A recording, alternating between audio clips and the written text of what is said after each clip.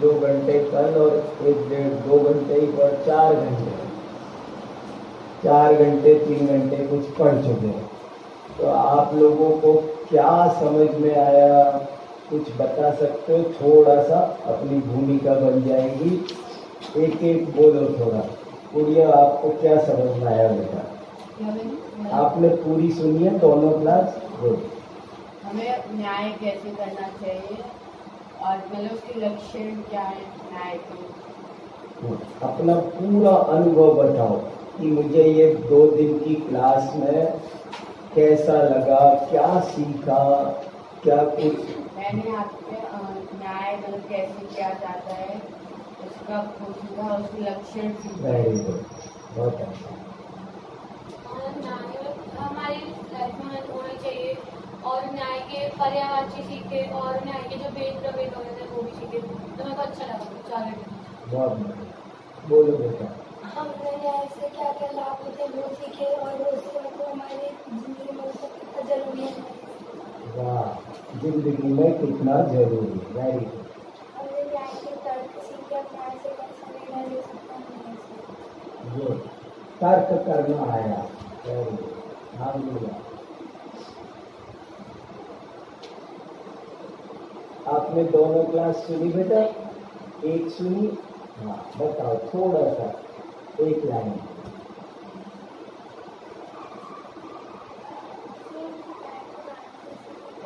थोड़ा सा वॉल्यूम बढ़ाओ, चिंता नहीं करो।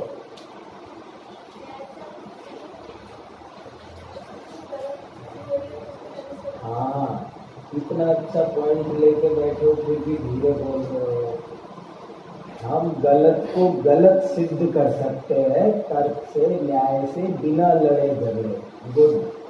हाँ, आगे बोलिए। न्याय से हम वस्तु की परीक्षा कर सकते हैं कि वो सही है या नहीं है, और जो न्याय का प्रेम होता है वो उसको न्याय होता है वो कभी नाराज नहीं होता, शांत रहेगा। वेरी गुड, शाबाश, बहुत अच्छा। हाँ, हमने ऐसे ही सीखा कि अगर हम न्याय करते हैं तो हमें जीवन में जीना होता है। हाँ। अब ये भी बताओ कि न्याय नहीं पढ़े तो क्या हानि होगी? वो भी तो उसमें आना चाहिए, एक पॉजिटिव आ रहा है। गुड, बहुत अच्छा। चलो, हाँ बेटा। न्याय पढ़ने से युक्ति लगानी आ जाती है। हाँ निर्णय करना आ जाता है। हाँ, ये पॉइंट इम्पोर्टेंट है, निर्णय करना आता है, और उसमें भी बोलो पक्का निर्णय। न्याय के शब्द बताए थे ना कल, पक्का निर्णय, एक्यूरेट नॉलेज, बिल्कुल। हाँ, असंदिग्ध, अचल, दृढ़। हाँ, आगे गुड़िया। न्याय हमको पक्षपात अंतरिक्ष। हाँ, देखो इम्पोर्टेंट पॉइंट, बहुत अच्छा।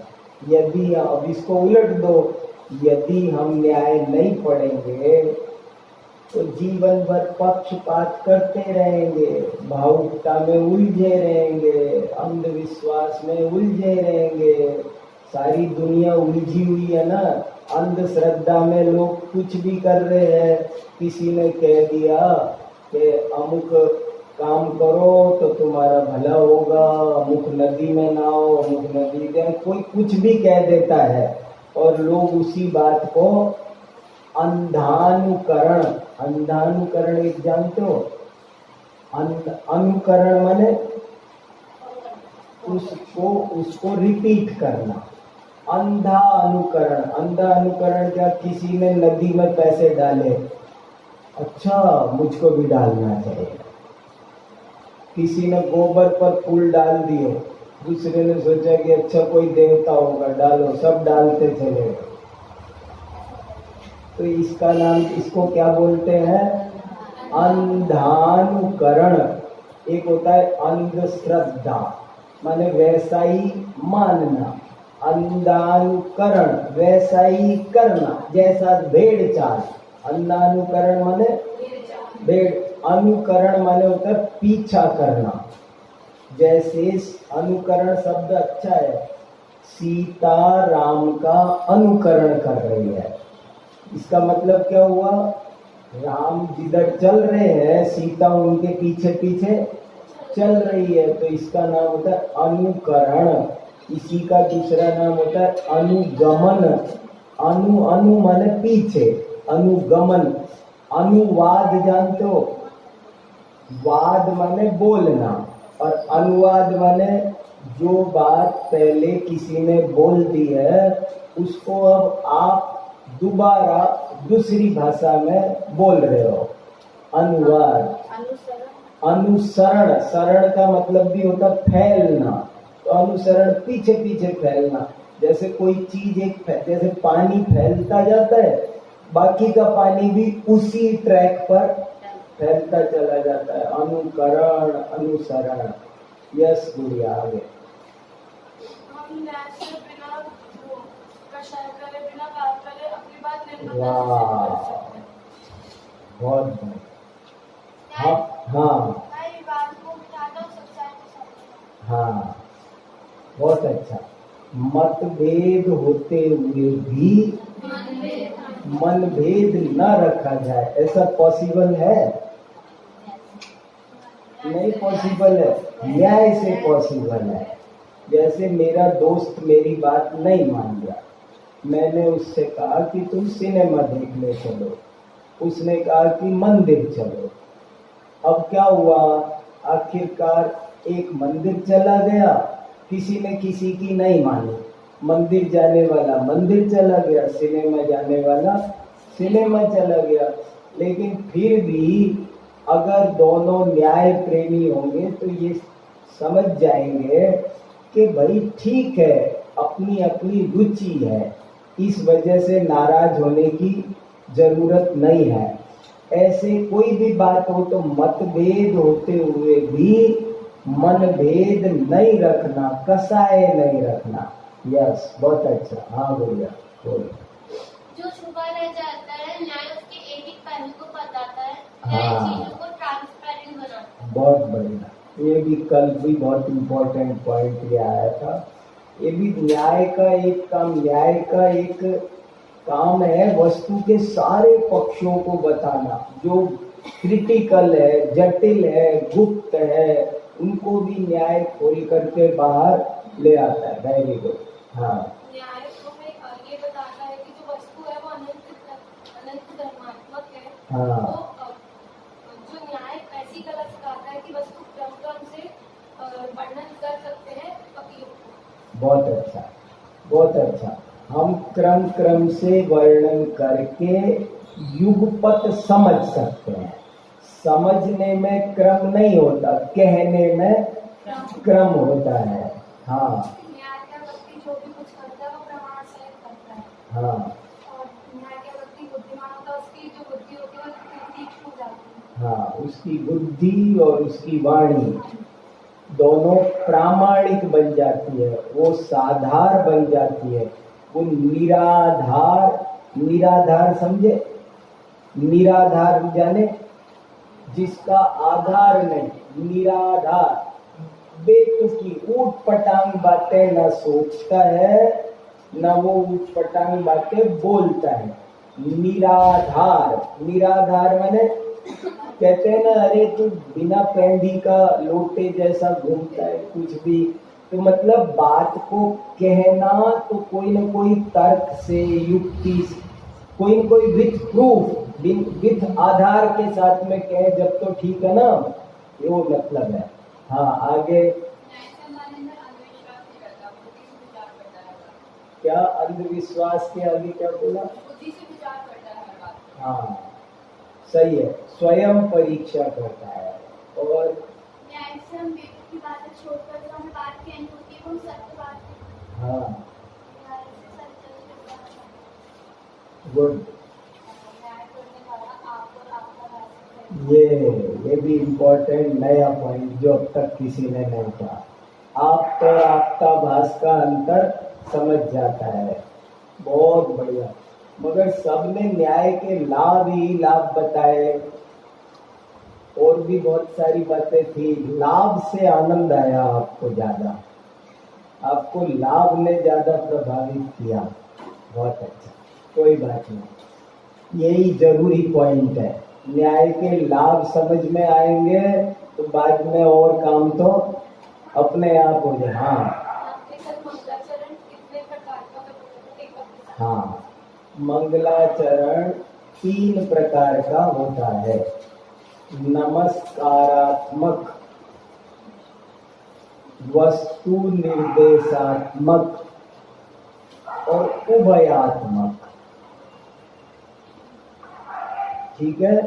नंबर 1 नमस्कारात्मक, दूसरा वस्तु निर्देशात्मक और तीसरा उभयात्मक।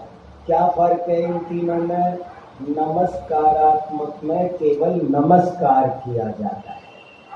किसी भी तीर्थंकर को, किसी को भी, जिनवाणी को, सिद्धांत को, कि जिसमें केवल नमस्कार हो वो नमस्कारात्मक है। जिसमें नमस्कार के साथ साथ विषय वस्तु भी मैं क्या कहूँगा इस शास्त्र में ये भी बता रखा हो तो उसका नाम है वस्तु निर्देश।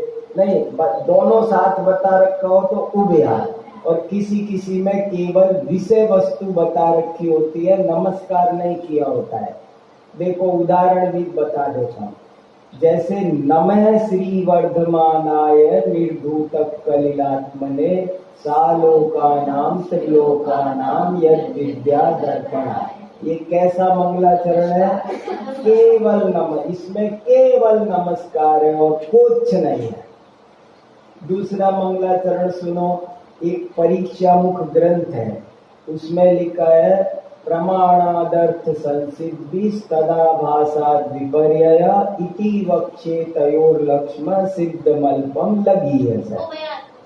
नहीं, ये केवल बस इसमें नमस्कार इनडायरेक्ट में खींच के निकालना पड़ता है नहीं, वो केवल वस्तु निर्देश विषय। इसमें केवल ये लिखा है, परीक्षा मुख का नाम सुने हो? उस परीक्षा मुख का मंगलाचरण है और उसमें बस शुरू में केवल यही चर्चा आई है कि प्रमाण से अर्थ की सिद्धि होती है, प्रमाणाभास से विपर्यय होता है, इसलिए मैं दोनों का स्वरूप कहता हूँ। तो ये क्या हुआ? वस्तु निर्देशात्मक। वस्तु माने क्या? यहाँ वस्तु माने क्या? विषय वस्तु।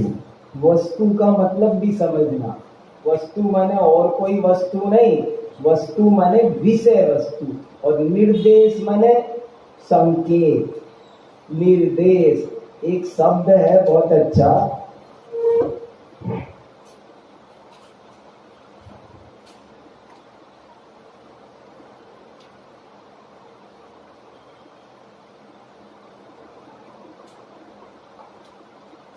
संस्कृत में एक धातु होती है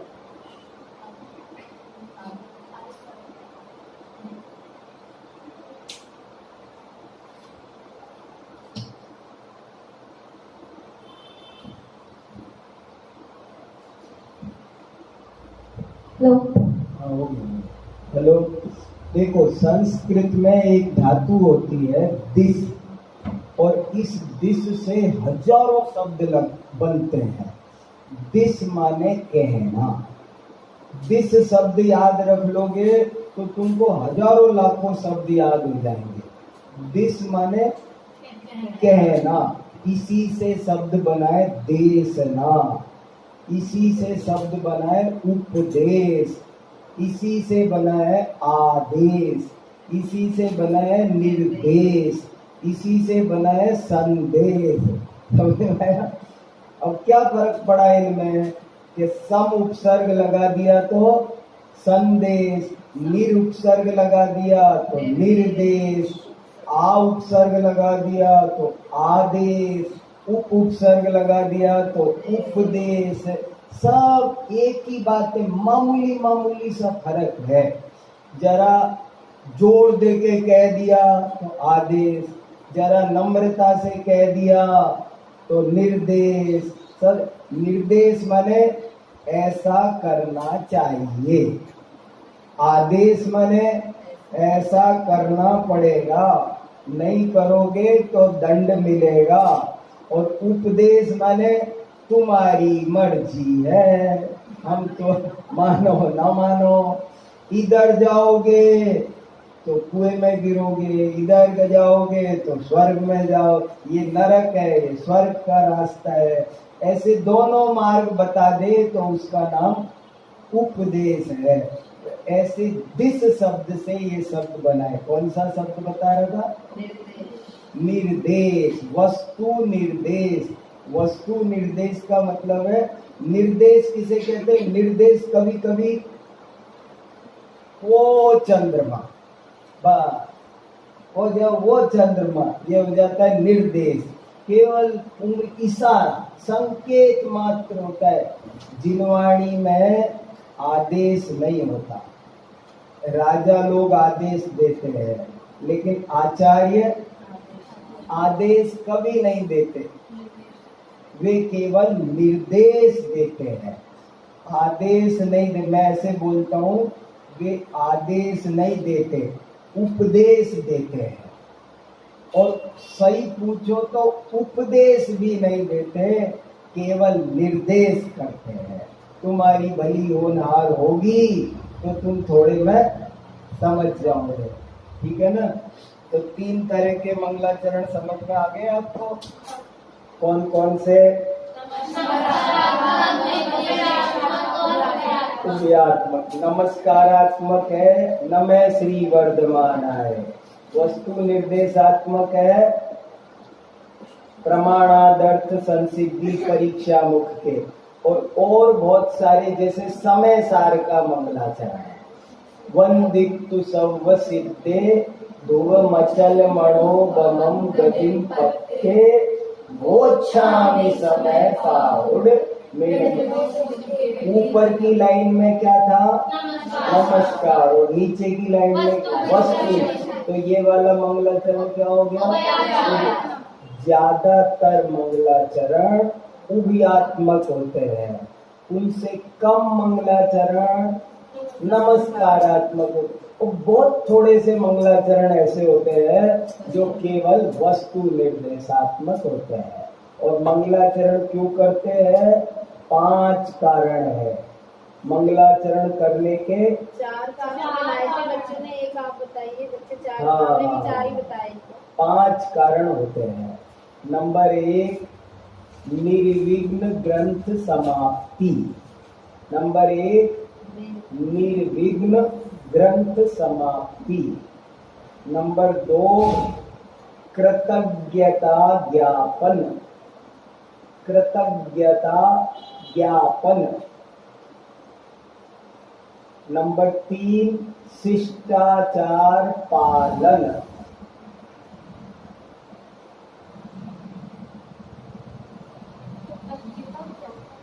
पहला क्या लिखा? दूसरा कृतज्ञता ज्ञापन। और तीसरा क्या लिखा? शिष्टाचार पालन। नंबर 4, नास्तिकता परिहार। नास्तिकता परिहार। नास्तिकता परिहार। और नंबर 5, पुण्यावाप्ति पाप परिहार। पुण्यावाप्ति, पुण्यावाप्ति, पुण्य की प्राप्ति लिख लो, प्राप्ति लिख लो। पुण्य प्राप्ति पाप परिहार। 5 कारण शास्त्रों में बताए हैं। मंगलाचरण के 5 कारण बताए हैं। 5 का मतलब समझ गए? नंबर 1 तो सबको पता चल गया होगा कि हमने जो ग्रंथ प्रारंभ किया है वो बिना किसी विघ्न के पूरा हो जाए, ये है निर्विघ्न ग्रंथ समाप्ति। दूसरा कारण क्या है? कृतज्ञता मतलब समझ गए? कृतज्ञता जान तो 2 चीज है, एक कृतज्ञता, एक कृतज्ञता। कृतज्ञता माने किसी ने हमारा भला किया तो उसे मानना, एहसान मंद होना। और कृतज्ञता माने एहसान फरामोश होना। 2 तरह। एक तो एक व्यक्ति तो ऐसा होता है कि वो कोई उसका भला करे तो जीवन भर याद रखता है, उसका उपकार मानता है। और एक ऐसा होता है अपना काम निकला और छोड़ो, हमको क्या मतलब उससे, वो तो कृतज्ञता। तो हमको भी गुरुओं ने पढ़ाया है, देव शास्त्र गुरु की कृपा से हमको ज्ञान हुआ है, तो हम उनको नमस्कार करके उनके प्रति कृतज्ञता प्रकट करते हैं। और नंबर 3 शिष्टाचार पालन। ये शिष्टाचार है। ये ऐसे थोड़ी होता है कि तुम बड़ों को याद ना करो, हम उनकी परंपरा पर चले आए हैं इसलिए शिष्टाचार है। ये शिष्टाचार है। बड़ों को याद, जैसे घर में बच्चे काम कर सकते हैं लेकिन फिर भी बड़ों का नाम लगाते हैं कि पिताजी का, सब मम्मी का है, ये है, गुरु जी का है। अपनी मेहनत से पास होगे फिर भी बोलोगे क्या, गुरु जी की कृपा है। तो इसका नाम है शिष्टाचार पालन। और चौथा क्या है, नास्तिकता परिहार। अगर हम मंगलाचरण नहीं करेंगे तो कोई ये समझेगा हम नास्तिक हैं। कोई क्या, नास्तिक जानते हो? आस्तिक और नास्तिक 2 तरह के लोग होते हैं। एक होता है आस्तिक और एक होता है नास्तिक। आस्तिक किसे कहते हैं? क्या? हाँ, इसको ऐसे बोलो, जो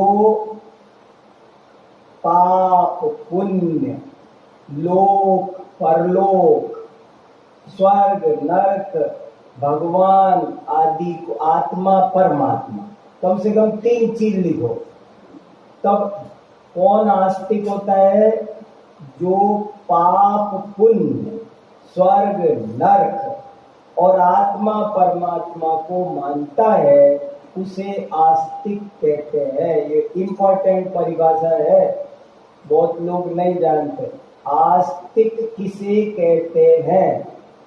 जो पाप पुण्य, बहुत से लोग कहते हैं कुछ पाप पुण्य नहीं है, पाप पुण्य कुछ नहीं होता, कुछ भी खाओ कुछ भी करो, काय का पाप, पाप वाप कुछ नहीं होता। जो पाप नहीं मानता वो पुण्य भी नहीं मानता। फिर तो जो पाप पुण्य नहीं मानता, जो पुनर्जन्म नहीं मानता, कहता स्वर्ग नरक किसने देखा पुनर्जन्म, यही खत्म खेल। तो जो लोक परलोक नहीं मानता वो भी नास्तिक है। और जो आत्मा परमात्मा, अरे क्या होता है आत्मा परमात्मा, तो ये कम से कम 6 चीजें नहीं मानता, उसे कहते हैं नास्तिक। और जो इनमें विश्वास रखता है, आस्तिक माने होता है विश्वास, श्रद्धा, आस्था, जिसकी इनमें आस्था है, जो इन चीजों में आस्था रखता है उसका नाम है आस्तिक। और जो इन चीजों में आस्था नहीं रखता है उसका नाम है नास्तिक। तो हम कोई भी बात कहें तो नास्तिक ना समझे जाए, हम आस्तिक हैं। कोई हमसे बात करना चाहे, ये जो बिंदी लगाते हैं मंदिर में, तिलक लगाते हैं, मैंने पढ़ा ये तिलक क्यों लगाते थे, इसका तिलक का ओरिजिनल कारण क्या है। ओरिजिनल जब शुरू हुआ था ये तिलक लगाना इसलिए शुरू हुआ कि कोई भी मेरे से बात करे तो पहले मेरी बिंदी देख ले कि देख भैया, मेरे से बात करने से पहले सोच लेना मैं आस्तिक हूँ, मैं नास्तिक नहीं हूँ। समझ में आई बात? आप मेरे से बात तो कर रहे हो, लेकिन अगर तुम नास्तिक हो ना तो मेरे से बात करने की जरूरत नहीं है। पहले ये सोच के चलना कि मैं पाप पुण्य में भरोसा करने वाला आदमी हूँ, तुम मेरे से फालतू बहस मत करना, तुम नहीं करते हो तो तुम मेरे से बात मत करो।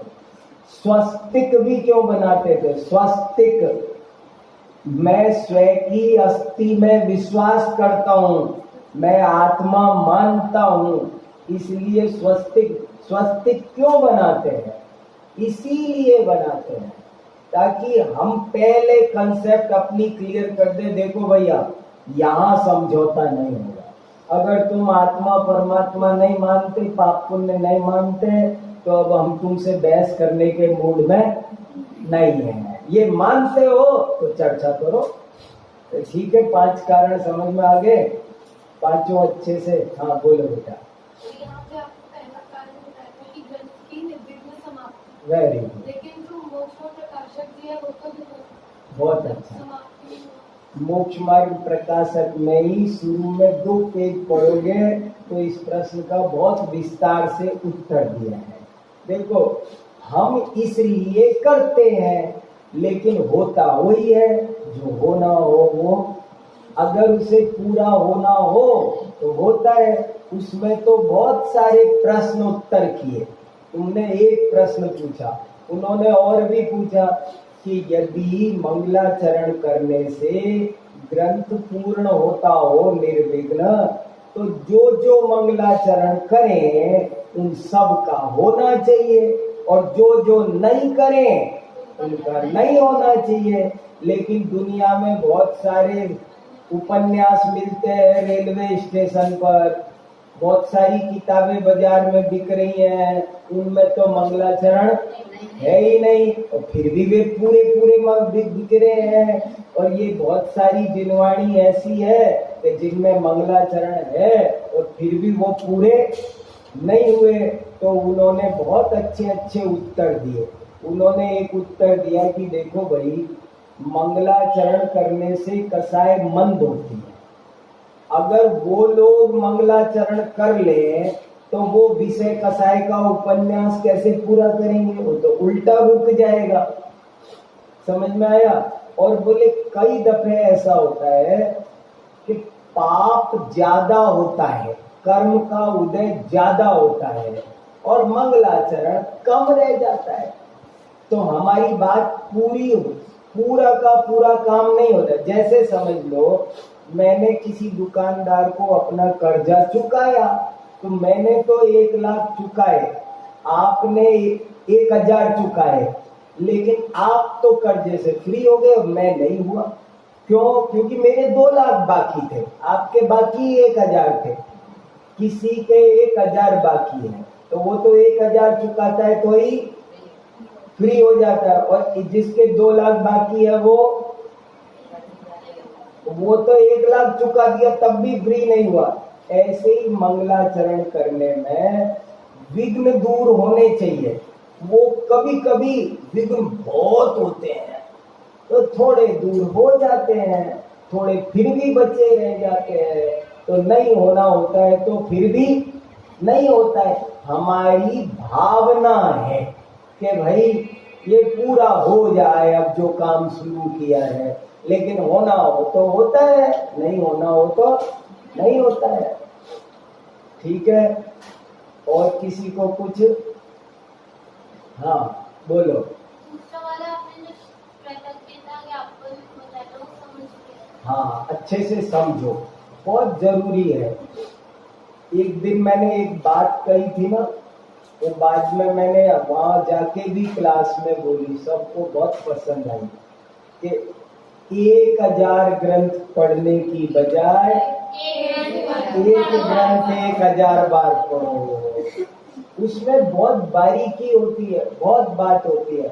और अभी जैसे चर्चा करनी हो ना, ये छोटी मोटी बात नहीं है। अब जैसे कृतज्ञता ज्ञापन, मैं इस पर अभी 2-3 घंटे आराम से बोल सकता हूँ। कृतज्ञता ज्ञापन ये कितनी बड़ी चीज है। कृतज्ञता क्या होती है, क्यों होती है, क्यों जरूरी है, नहीं हो तो क्या नुकसान है। ऐसे लिखा है एक शास्त्र में, सारे पापों का, सारी गलतियों का प्रायश्चित है, पर कृतज्ञता का कोई प्रायश्चित नहीं है।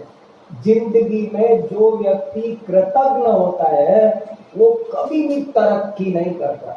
हम अगर किसी मोची से अपना चप्पल जूता ठीक करा रहे हैं तो हम 10 रुपए 20 रुपए देकर वास्तव में उससे, उसके उपकार से ऋण नहीं हुए। उसने हमारा जूता ठीक किया है, हमें जिंदगी भर उसका उपकार मानना चाहिए। भारतीय संस्कृति में देखो तरक्की करना उन्हें जीवन में, तो ये एक मंत्र है, उपकार मानना सीखो।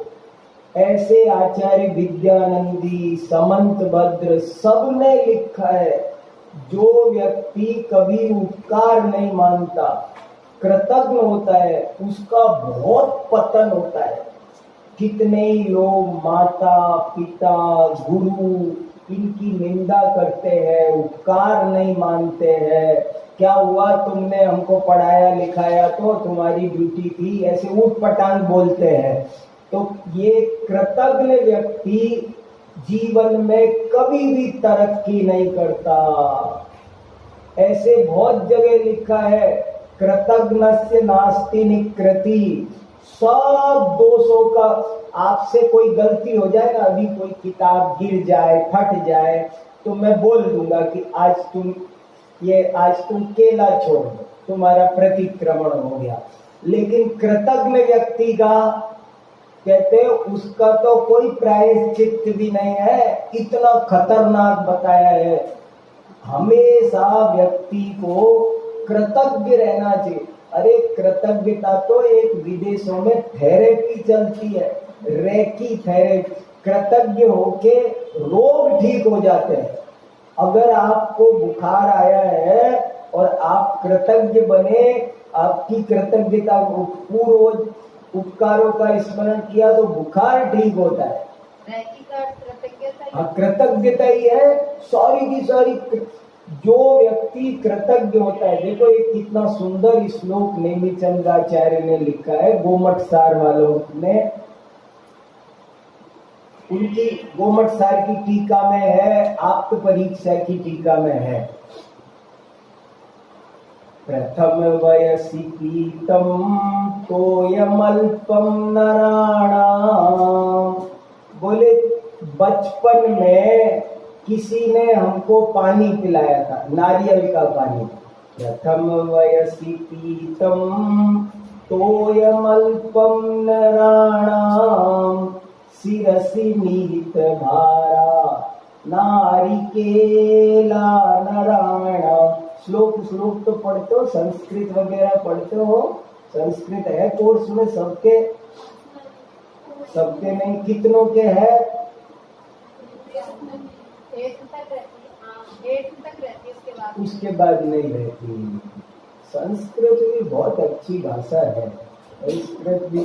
अब मैं जानबूझ के, मैं तो बहुत श्लोक याद है, बहुत बोलता हूँ मैं। ये जो श्लोक सुना रहा हूँ ये अपने शास्त्रों में 5-6 जगह आता है। और इस श्लोक का हिंदी में अर्थ ये है कि नारियल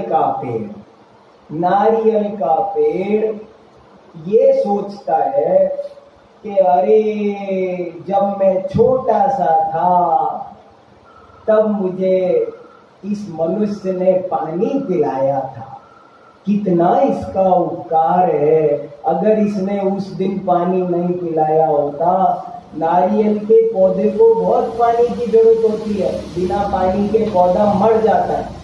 1000 पौधों में से 10 पौधे जिंदा रहते हैं, बाकी मर जाते हैं। क्यों? पानी नहीं मिलता। जो उसको पानी दे, तो वो नारियल का पौधा कह रहा है कि मुझे इस मनुष्य ने पानी पिलाया था जब मैं छोटा सा था, इसने मुझे प्राण दान दिए। पानी पिलाया तो क्या समझता है वो? मुझे प्राण दान दिए। और बोले वो इसलिए इस उपकार से दबा रहता है और इसीलिए अमृत के कटोरे भर भर कर मनुष्य को पिलाता है, पियो। क्या गजब की बात है। प्रथम वयसि पीतम तोयमल्पम नराणाम शिरसि निहित भारा नारिकेला नराणाम उदकममृत कल्पम दद्दु जीवनांतम नहि कृतमुपकारम साधवो विस्मरन्ति। जीवन में तरक्की का मैं आज महामंत्र बता जा रहा हूं।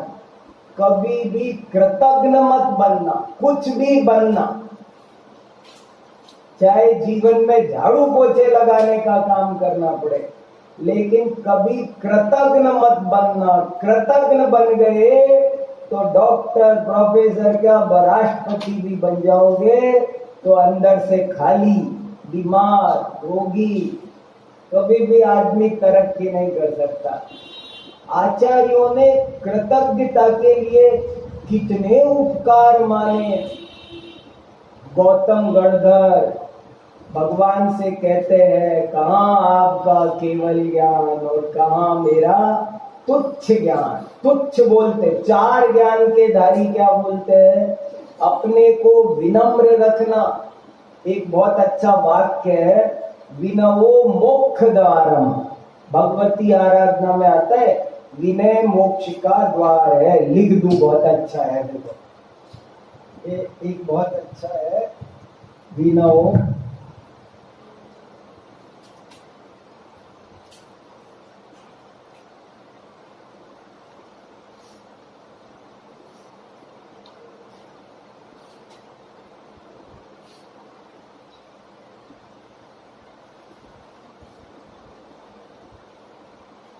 विनवो मोक्षद्वारम। विनय मोक्ष का दरवाजा है। जिसमें विनय है, समझ लो वो मोक्ष के दरवाजे पहुंच गया। कितनी बड़ी बात है। तो इसलिए ये सब चीजें बहुत जरूरी है। हाँ बोलो। जैसे हमें ना कभी किसी टीचर को समझ नहीं आता, या फिर हमें कोई टीचर बुरी लगती है, तो अगर हम उसके बारे में बुरा सोचते हैं तो वो भी उपकार ना मानने जैसा है। हाँ, दोष लगता है। देखो, अगर कोई व्यक्ति बुरा भी है, ऐसे लिखा है पद्म पुराण में कि किसी बुरे की भी बुराई नहीं करनी चाहिए। अगर कदाचित किसी अच्छे की बुराई कर दी तब तो बहुत ही घोटाला हो जाएगा, महापाप हो जाएगा। लेकिन बुरे की भी बुराई मत करो। देखो, हमारी भारतीय, मैं आजकल एक लेख लिख रहा हूँ, हालांकि मेरा मन तो उस पर किताब लिखने का है, लेकिन मैंने शक्ति नहीं है इतनी। कई किताबें लिख दी ना, अब लिखी नहीं जाती है। शॉर्ट में थोड़ा थोड़ा करता हूँ। एक लेख लिख रहा हूँ, भारतीय संस्कृति की विशेषताएं। क्या भारतीय संस्कृति है और उसकी क्या क्या विशेषताएं है। तो मैंने एक पॉइंट उसमें ये लिखा है, भारतीय संस्कृति गुणग्राही है। क्या समझ में आया? बहुत इंपॉर्टेंट पॉइंट है।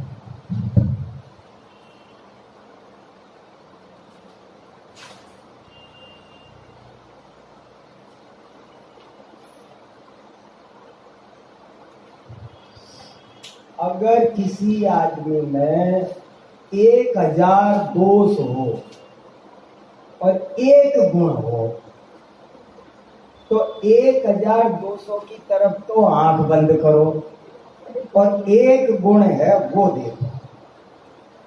एक छोटी सी कहानी सुनो, बहुत प्यारी। कोई बात नहीं, अपन आराम आराम से पढ़ते हैं, चिंता क्या करना। अभी आपको हम हमेशा के लिए रखेंगे, बिल्कुल जाने नहीं देंगे। नहीं, थोड़ा आराम आराम से पढ़ रहे, मैं रिलैक्स हूँ। देखो, ऐसे मत कहना मेरा कोर्स नहीं कराया, वो नहीं कराया। जितना होगा हो जाएगा, चिंता विंता नहीं करना। जो पढ़ रहे हैं वो भी बहुत इंपॉर्टेंट पढ़ रहे हैं। एक कहानी ने मेरी जिंदगी बदल दी, मुझे बहुत अच्छी कहानी लगी। एक आदमी घूमने गया और वो घूमने गया तो सुनी तो नहीं, मैं सुना भी क्या नहीं सुनाई, मैं कहानी तो यहाँ कोई नहीं सुनाएगा। मैं कहानियां भी बहुत सुनाता हूँ, मुझे 5000 कहानियां याद है। 5000 कहानियां याद है। कहानियां मेरा बहुत प्रिय टॉपिक है, बहुत कहानियां सुनाता हूँ मैं। तो कई दफे तो कंपटीशन, एक दफे मेरे बेटे के साथ कंपटीशन हुआ, उसको कहानियां सुनाता था मैं। मैंने कहा अच्छा, आज तुझे ज्यादा है कि मुझे कंपटीशन करते हैं। तो मैं घंटों बीत गए, कहानी नहीं सुनाते थे, वो वाली हाँ यस ओके, वो वाली ओके। तो कहानियां बहुत घंटों तक कंपटीशन चल गया। एक आदमी घूमने गया, पार्क में घुसा तो पार्क में एक कोयल बोल रही थी। उस आदमी ने जीवन में पहली बार कोयल सुनी। और उसको बहुत मीठा लग रहा था, ऐसे लग रहा था मानो कोई कान में मिश्री घोल रहा है, बहुत आनंद आ रहा था उसे। लेकिन उसने कोयल को देखा और उससे कहा, काश तू काली नहीं होती तो कितना अच्छा रहता। और आगे बढ़ गया। आगे बढ़ा तो एक गुलाब का फूल था, चमक रहा, बहुत सुंदर। जिंदगी में उसने गुलाब का फूल भी पहली बार देखा। अरे इतना सुंदर फूल होता है, उसका मन बाग बाग हो रहा था। लेकिन उसने गुलाब के फूल से कहा, काश तेरे अंदर कांटे नहीं होते तो कितना अच्छा रहता।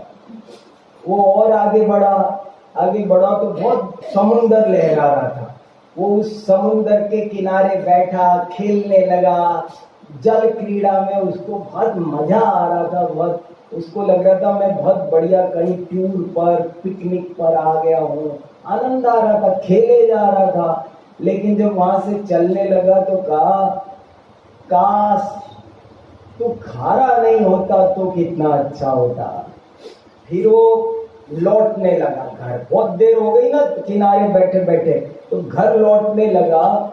इत्तेफाक से उस दिन शरद पूर्णिमा थी। शरद पूर्णिमा जानते हो? अभी आने वाली है। ये जो पूर्णिमा आएगी ना, 12 महीने में एक ही बार आती है। वो एक साल में एक बार आती है। और उस दिन चंद्रमा सबसे बड़ा होता है, सबसे ठंडा होता है। उस दिन बहुत शीतल होता है। उस दिन के चंद्रमा का नाम होता है सुधाकर।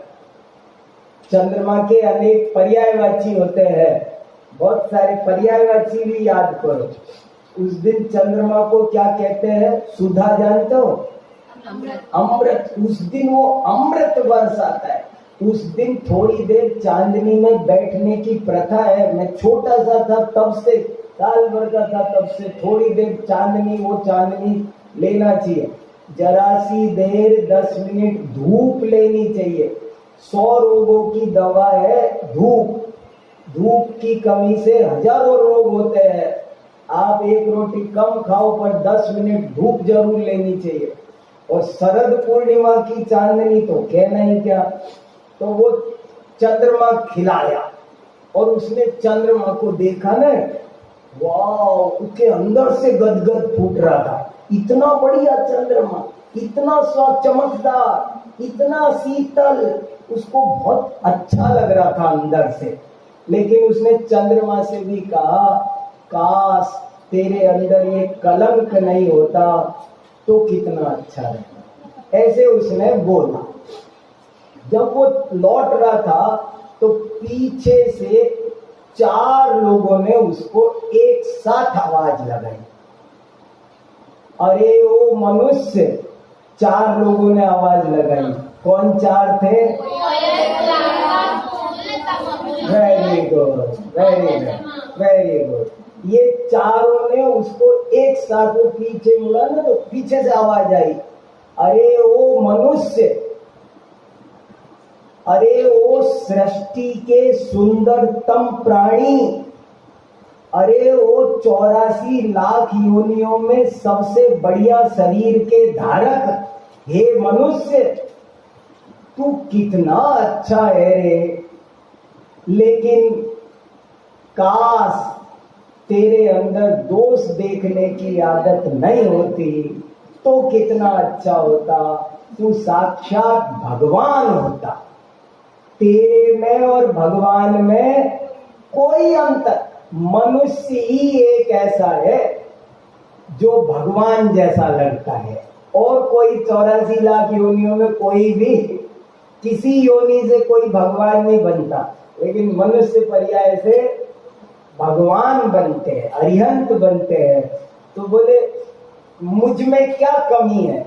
अरिहंत में और मुझ में क्या कमी है? चलो गाय में तो बहुत कमी है कि भाई उसके तो पूंछ है बेचारी के, उसका तो शरीर, उसकी तो त्रियंची योनि है, तो गाय को क्या दोष दे। गाय अरिहंत नहीं बन पा रही है, कुत्ता नहीं बन पा रहा है, कौवा नहीं बन पा रहा है, ये तो समझ में आ रही है। लेकिन ये वीर सागर क्यों नहीं बन पा रहा है? इसे तो बनना चाहिए ना।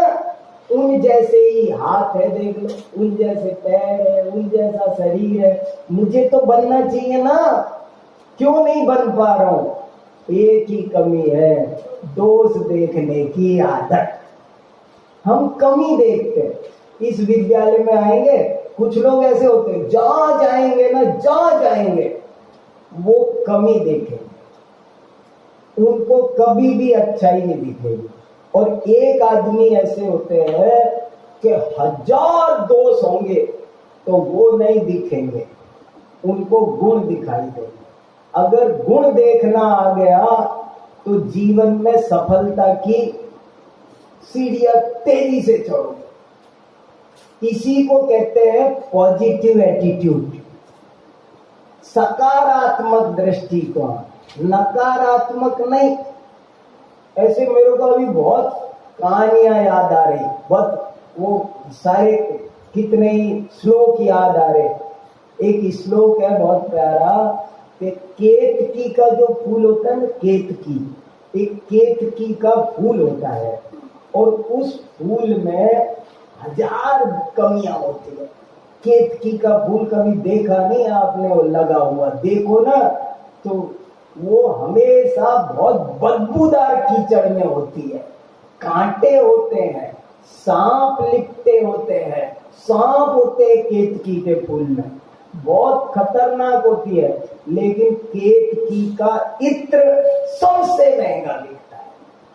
बोले एक वक्रापि पंकिल भवापि दुरा सदापि, बोले कितने उसमें दुर्गुण है, लेकिन एकेन गंधज रस जंतु, बोले एको गुण खलु मिहंति दोषम, एक गुण सारे दोषों को दूर कर देता है। हमें किसी से मतलब नहीं, किसी के दोष देखने से अपने को क्या फायदा, मुझे बताओ?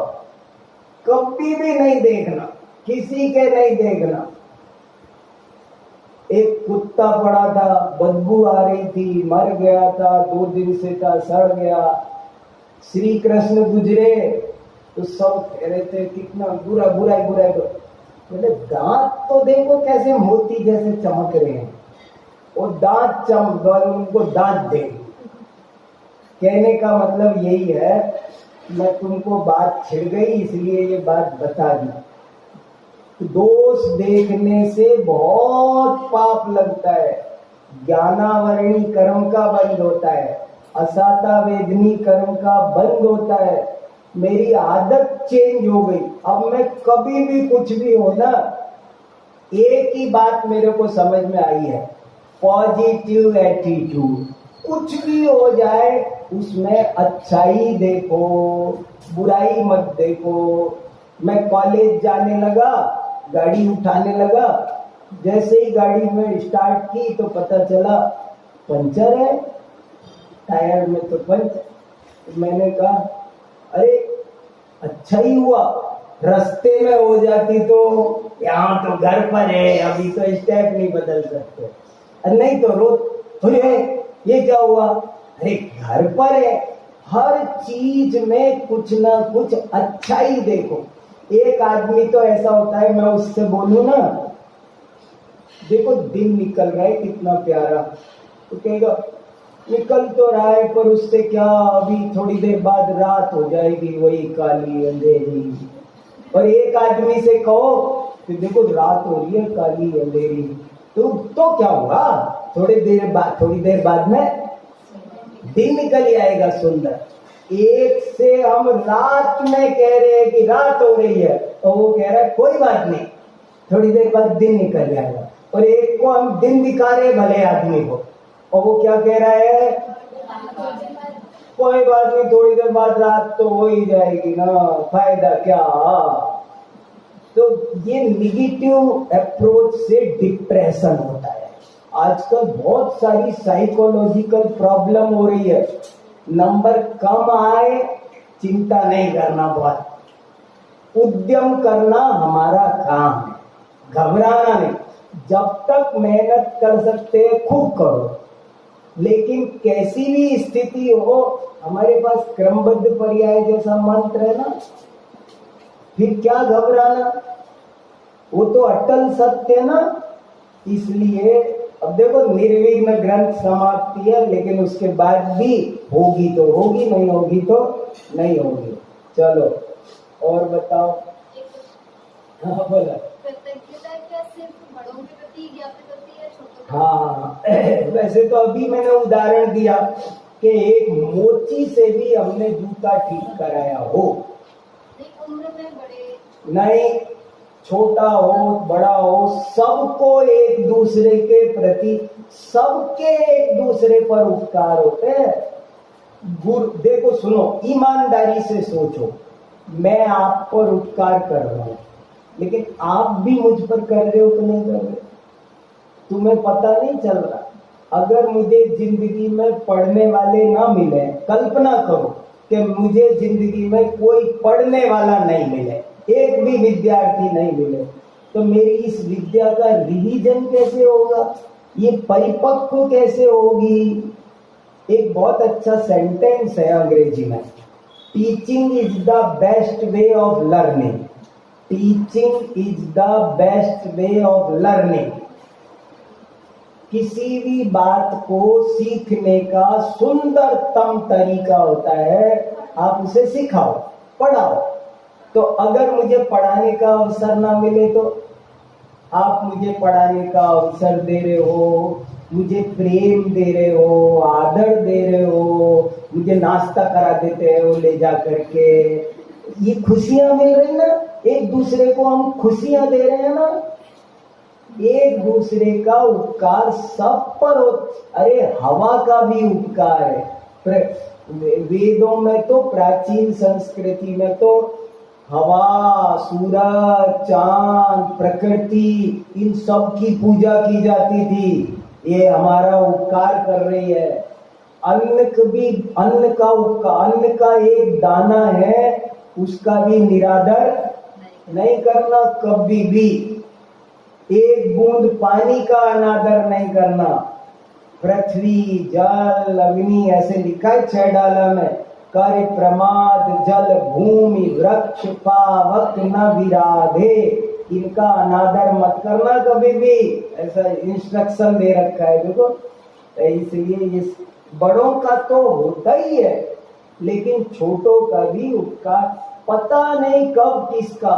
पुराने जमाने में पैसे वैसे नहीं चलते थे, ये पैसे, अब पैसे चल गए तो अपन क्या सोचते हैं कि हमने, मान लो अभी ये माइक खराब हो गया और हमने इलेक्ट्रीशियन को बुलाया और वो ठीक कर दिया, हमने उसको 100 रुपए दे दिए। अब हम क्या सोचते हैं कि हम फ्री हो गए, फिर वास्तव में फ्री नहीं हुए।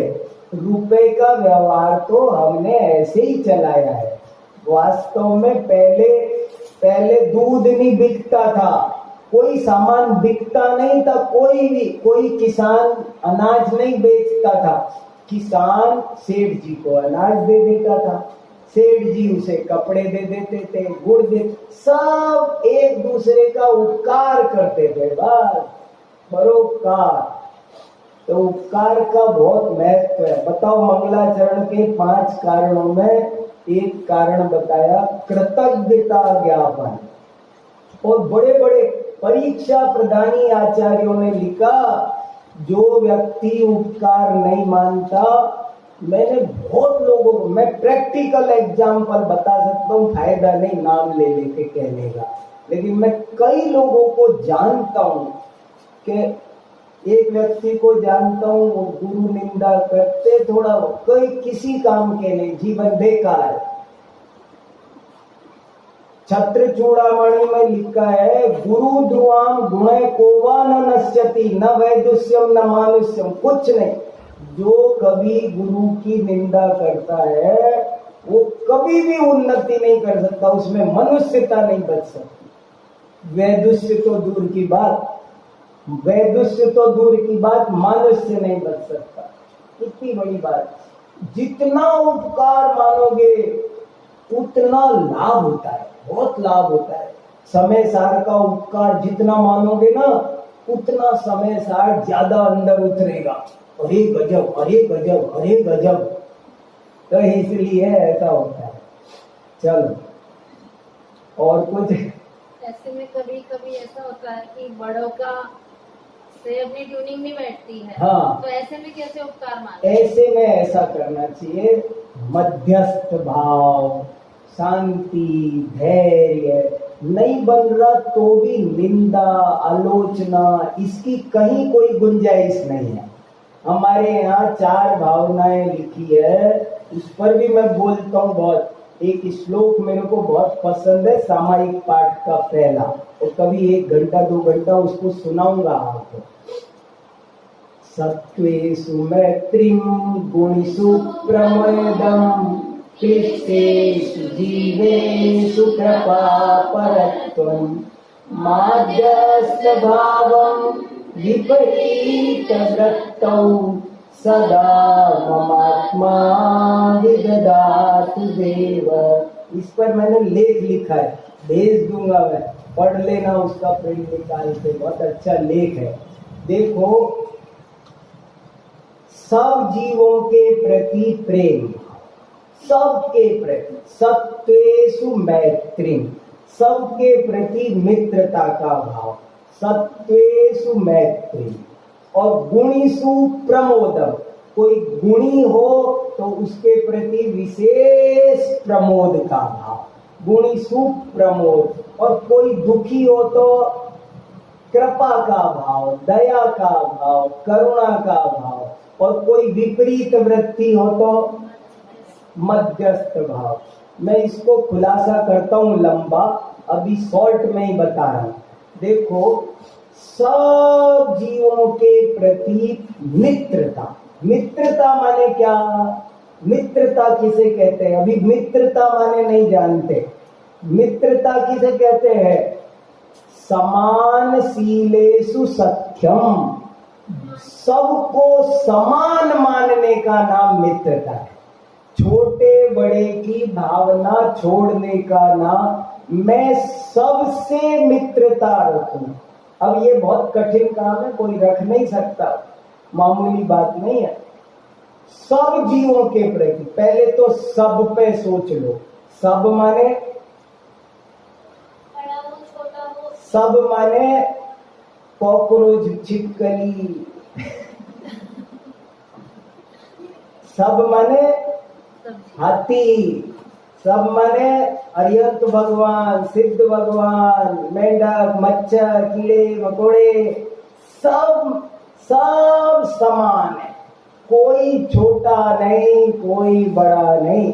जो निगोद में सोई मुझ में, सोई मोक्ष मजार।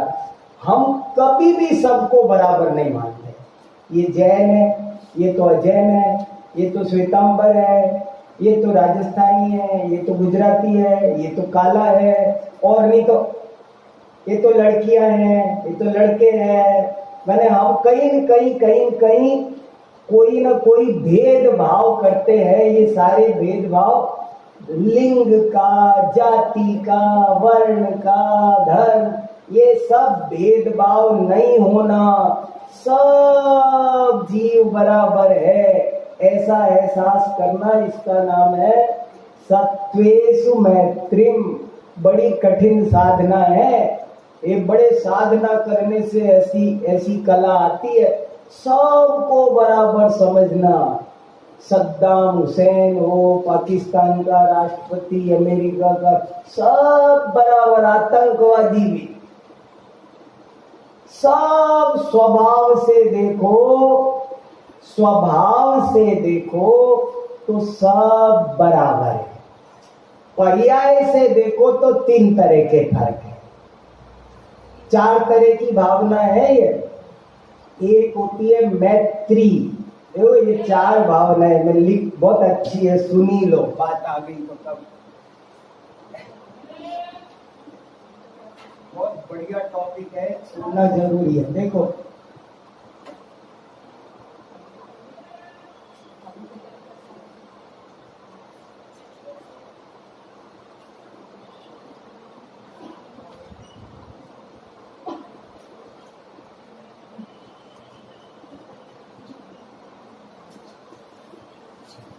ये 4 समझ लो तो बहुत आनंद आएगा। बहुत इम्पोर्टेंट चीज बिना पढ़ाए कुछ चीज निकल गई तुम्हारे भाग्य से। आज ये सब नहीं पढ़ाना था, मगर कुछ होगा, तुम लोग लकी हो, सो आ गई ये बातें। देखो 4 चीजें जिंदगी में समझ लो, बहुत लाभ होगा। तुम इतने बढ़िया सामाजिक, व्यावहारिक, आध्यात्मिक व्यक्ति बन जाओगे। कोई भी व्यक्ति आध्यात्मिक भी बन जाए और सामाजिक भी बन जाए, इसकी कोई कला है तो इसमें छुपी पड़ी है। ये हमारे सब आचार्यों ने लिखा है, तत्वार्थ सूत्र में भी लिखा है। ये सामायिक ही नहीं, हाँ, और भी बहुत आचार्यों ने लिखा है।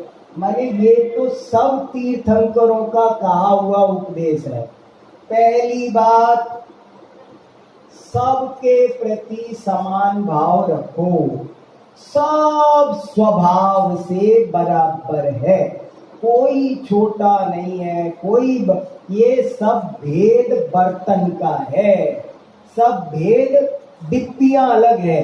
वो हीरा सब एक है, कोई डिब्बी लाल है, कोई काली है, कोई पीली है, पर स्वभाव से सब। मारीच को महावीर बनते क्या देर लगती है। सब जीव, पापी से पापी जीव परमात्मा बन सकता है, कोई आदमी बुरा नहीं होता। हाँ बोलो बेटा। सिर्फ हम पर्याय के पीछे जातियों में क्यों भेद कर लेते हैं? अब आ जाओ, इसीलिए मैं समझ गया था तुम्हारा प्रश्न, मैं तुम्हारा प्रश्न समझ गया था और इसलिए रुक रहा था मैं। अब उत्तर आ जाएगा। ये जो 4 भावनाएं हैं, ये इसलिए मैं 2-3 बार जोड़ दिया है, स्वभाव से। तो इनको 2 भागों में बांटो। 4 तरह की भावनाएं हैं। हमारे आचार्य कहना चाहते हैं, बढ़िया तो ये होगा कि तुम पहली रखो, बस तुम तो ध्यान करो, सामायिक करो, अपने शुद्धोपयोग की दशा प्रकट करो। सब बराबर है, कोई ना बड़ा है ना कोई छोटा है। देखो बड़ा छोटा क्यों नहीं है, अगर हम छोटा मानेंगे, अगर हम किसी को छोटा मानेंगे, मान लो मैं बड़ा हूं और तुम छोटे हो, तो क्या होगा? अगर मैं ऐसा मान लूं तो क्या होगा? मुझे घमंड पैदा होगा। अगर मैं ये समझूं कि मैं बड़ा हूं तुम छोटे हो, तो क्या होगा? मुझे मान पैदा होगा। अच्छा चलो मैं तुम्हें बड़ा मान लूं, अपने को छोटा मान, तो हाँ, एक में सुपीरियरिटी कॉम्प्लेक्स आता है, एक में इंफ्यूरिटी कॉम्प्लेक्स आता है। कहीं कहीं गड़बड़ हो ही रही है, या तो दीनता आ रही है या अहंकार आ रहा है। और ये भावना क्या कहती है? दोनों बीमारियां हैं। दीनता भी गंदी आदत है, दीनता के कारण भी बहुत लोग बर्बाद हो गए। देखो मैंने उपकार की बात की है, आज विनय की बात की है, लेकिन उसको दीनता मत समझ लेना। दीनता में और विनय में बहुत फर्क है। बहुत से लोग विनय समझ के फिर दीन हो जाते हैं, फिर गड़बड़ कर देते हैं। तो इसलिए दीन नहीं बनना। मैत्री माने सब बराबर है, कोई छोटा भी नहीं बड़ा भी नहीं। महावीर भगवान तो बड़े हैं अपने से कि नहीं है, कि नहीं है? स्वभाव से कहाँ बड़े हैं? स्वभाव से कोई बड़ा भी नहीं, कोई छोटा भी नहीं। हमारे स्वभाव में और उनके स्वभाव में क्या फर्क है? तो पहली भावना तो ये। अब देखते हैं, कभी कभी हम हमेशा मैत्री भावना में नहीं रह पाते, हम सांसारिक प्राणी हैं, बाहर आ जाते हैं। तो बाहर आ जाए तो 3 पोजीशन बने।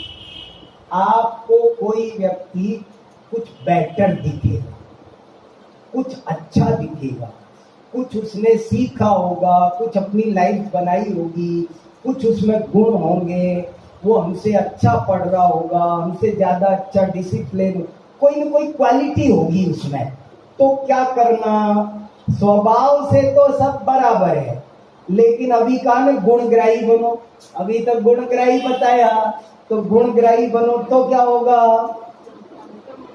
कि फिर अगर आपको किसी में कोई गुण दिख रहे हैं तो आप उसके प्रति बहुत प्रमोद का भाव लाओ, उत्साह का, आदर का, सम्मान का। प्रमोद माने प्रमोद, विनय, आदर, सम्मान, रेस्पेक्ट, गुणग्राही, ये सारे पर्यायवाची।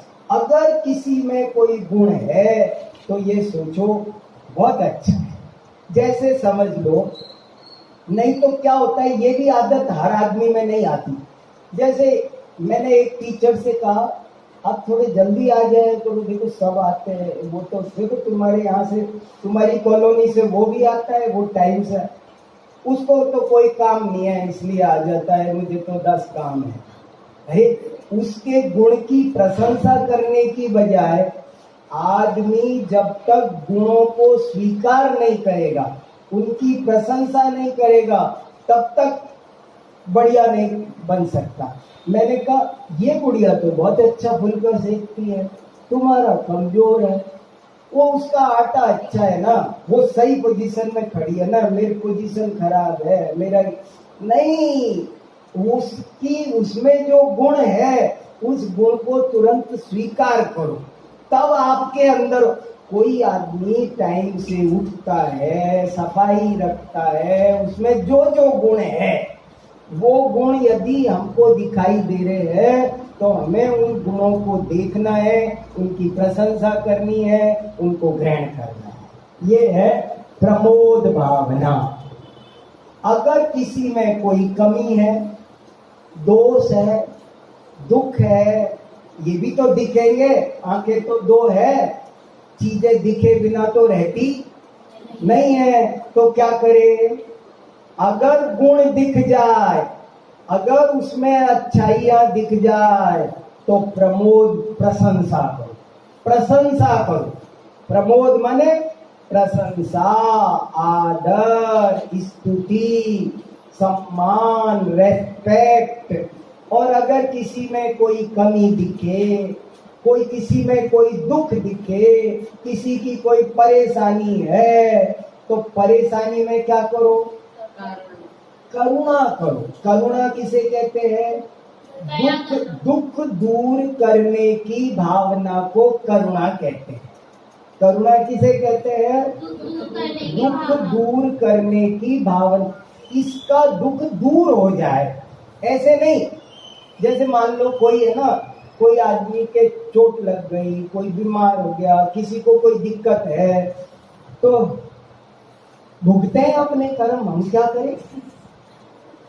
ऐसे नहीं, वो ऐसे नहीं।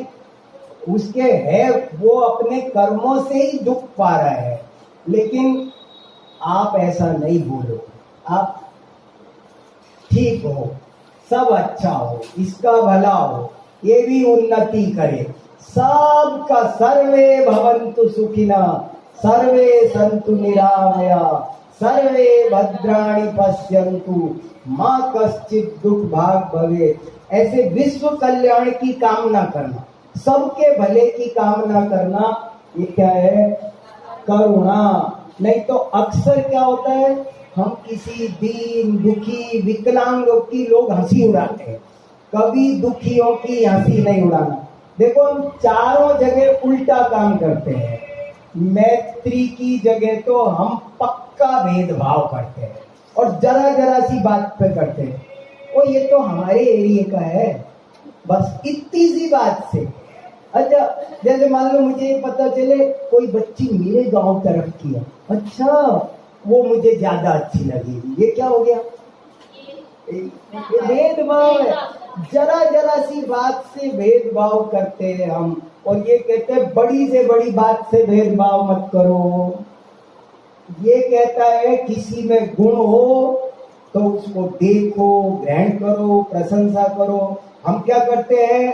गुणों को तो इग्नोर मारते हैं, और उसमें 1000 गुण होंगे तो नहीं देखेंगे, और एक अवगुण होगा तो वो देखेंगे। और तीसरी में हम क्या करते हैं? जितने भी गरीब, दरिद्र, रोगी, विकलांग, मान लो किसी के ना, किसी 2 दोस्तों में झगड़ा हो, अरे बढ़िया हुआ, अब आए ना मजे। बहुत पिटाई हुई, लगा एक मेरी तरफ से भी। कितने लोग उसमें आनंद मनाते हैं। लोग दुखियों के दुख देख देख करके आनंद मनाने वाले हैं। जीवों को दुख देते हैं और उनको किसी का, मान लो कोई पशु पक्षी दुखी है, पिंजरे में है, तो उसको दुखी देख करके उस पर दया आनी चाहिए, उसका मजाक उड़ाने की जरूरत नहीं है। तो ये है कारुण्य।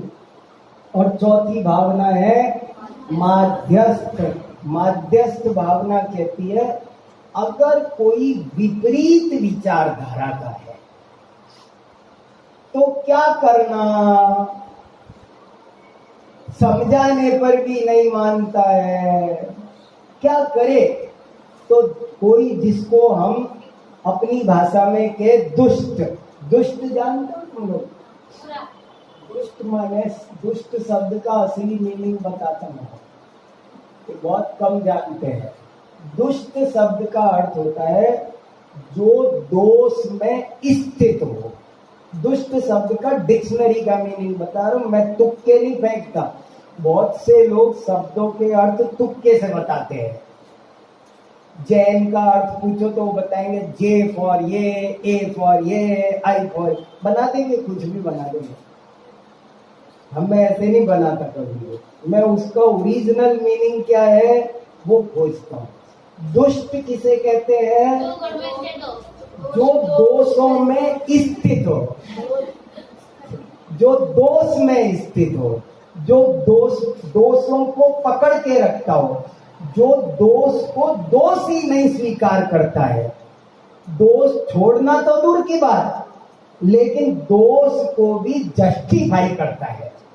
अरे बढ़िया तो है, हम तो सही है भाई। अपनी गलती को उल्टा जस्टिफाई जो करे उसका नाम है दुष्ट।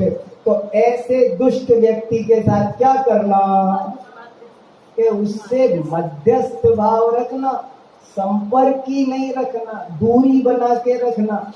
ऐसा व्यक्ति खतरनाक होता है। अगर उससे प्रेम से बोलो तो सिर चढ़ जाता है, अगर जोर से बोलो तो सिर फोड़ देता है। दोनों तरह से सिर दर्द है। वो बुरा आदमी हर तरह से सिर दर्द है। ऐसे खराब लोग होते हैं, अगर थोड़ा सा प्रेम से बोल कि हमें सर चढ़ जाते हैं, दिमाग खराब करते रहते हैं। और अगर बुरा बोलो तो सर फोड़ देते हैं। तो ऐसे सिर दर्दों से दूर रहो।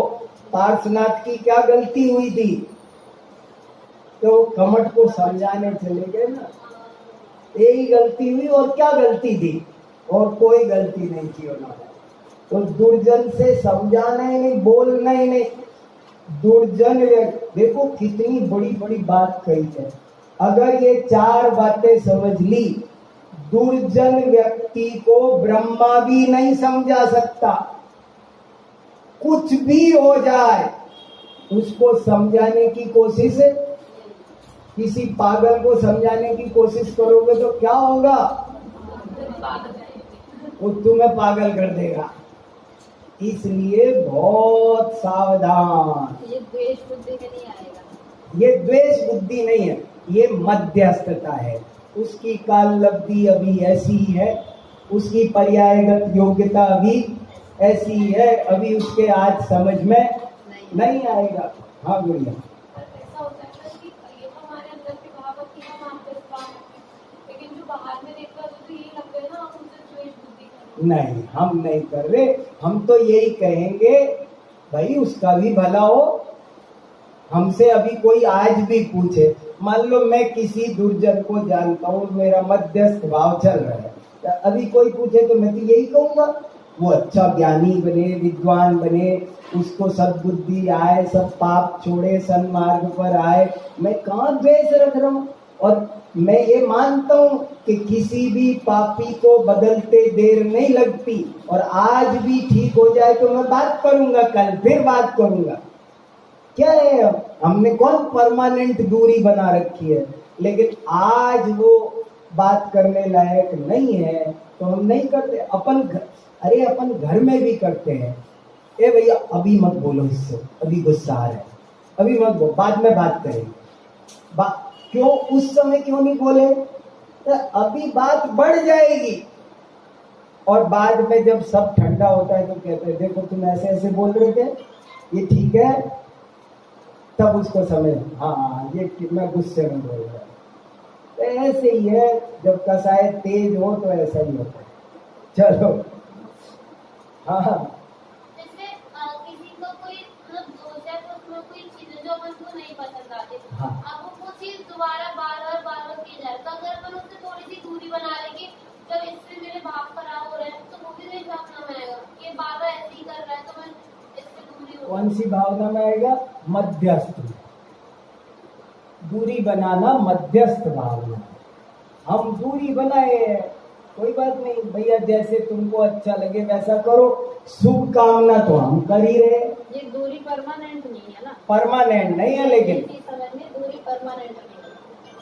पर ऐसा होता है ना कि अब दूरी तो होती है पर धीरे धीरे द्वेष बुद्धि आने लगती नहीं आनी चाहिए, यही तो कमाल है। फिर क्या धर्म सीखा? द्वेष बुद्धि जरा भी नहीं आनी चाहिए, तभी वो भावना बनेगी। तभी वो भावना बनेगी। अरे कभी भी कोई भी सुधर सकता है। राजा श्रेणिक जो मुनिराज पर सांप डाल रहा था, वही फिर मुनियों का कैसा भक्त बन गया? वही कपट बात है। सब वही कमठ बाद में कैसे बन गया? पर फिर भी हमें मतलब सामने वाले की उस चीज से आप मतलब वो बार वही चीज करे तो अपन को ये लग रहा है कि ये बार करेगा मुझे द्वेष आएगा, तो उससे अपन दूरी बना लेंगे। अगर ये अपनी करेगा भी तो मुझे फर्क ही नहीं पड़ेगा, तब भी तो वही नहीं, द्वेष नहीं है ना, परमानेंट नहीं परमानेंट तो कैसे हो सकती है? हम टाइम का वेट तो कर ही सकते हैं ना। अगर आप परमानेंट कर लोगे तो मैत्री भावना ही खत्म हो जाएगी। हाँ, और मैत्री भावना तो तीनों में बनी रहेगी। मैंने इनको दो ग्रुप में इसीलिए बांटा कि अंदर से सब बराबर है, ये भी भावना बनी ही रहनी चाहिए, तभी जाके ये बात समझ में आएगी, नहीं तो नहीं आएगी। कुछ होते हैं ना जो अपने आप को बहुत ज्यादा सुपीरियर समझते हैं। समझने दो, उनकी मर्जी है, ये उनका काम है, हमारा क्या है भाई? उनको ये उसकी मान्यता है, वो अपने फील्ड में कर रहे हैं, कोई कुछ भी मुझे घमंड है, इसका फल किसको मिलेगा? तुम्हें नहीं मिलेगा, बेफिक्र रहो। नहीं बता रहा हूँ, जैसे कोई लोग है ना, मैं एक एग्जाम्पल ऐसे देता रहता हूँ, बहुत से लोग कहते हैं इसने मेरी इज्जत खराब कर दी, तो मैं कहता हूँ क्या बोला? उसने मेरी इज्जत खराब कर दी? इज्जत तेरी खराब उसने कैसे? तेरी इज्जत तू खराब कर सकता है, तेरी इज्जत वो नहीं खराब कर। अगर उसने कोई बुरा शब्द बोला है तो अपनी जबान खराब की है, अपनी इज्जत खराब की है। मेरी इज्जत मेरी है, मेरी इज्जत मेरी है, और मेरी इज्जत मैं ही खराब कर सकता हूँ, मेरी इज्जत दूसरा कोई खराब नहीं कर सकता। ये बात तुम्हारी समझ में आ जाए तो कितना आनंद आए। बताओ, मेरी इज्जत कौन खराब कर सकता है? लोग महावीर भगवान को 4 गाली दे दे तो महावीर भगवान की इज्जत खराब होगी? कुछ भी बोले, मेरी इज्जत खराब नहीं हो सकती उससे।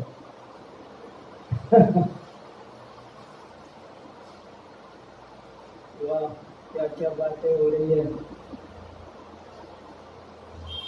थोड़ा सा न्याय पढ़ ले, फिर रहने दे, 15-20 मिनट थोड़ा पढ़ ले। कोई आप उल्टा? अच्छा, कल क्या पढ़ा था हमने? प्रमाण के 2 भेद, प्रत्यक्ष प्रमाण और परोक्ष प्रमाण। चार्ट निकालो, पेज नंबर 72।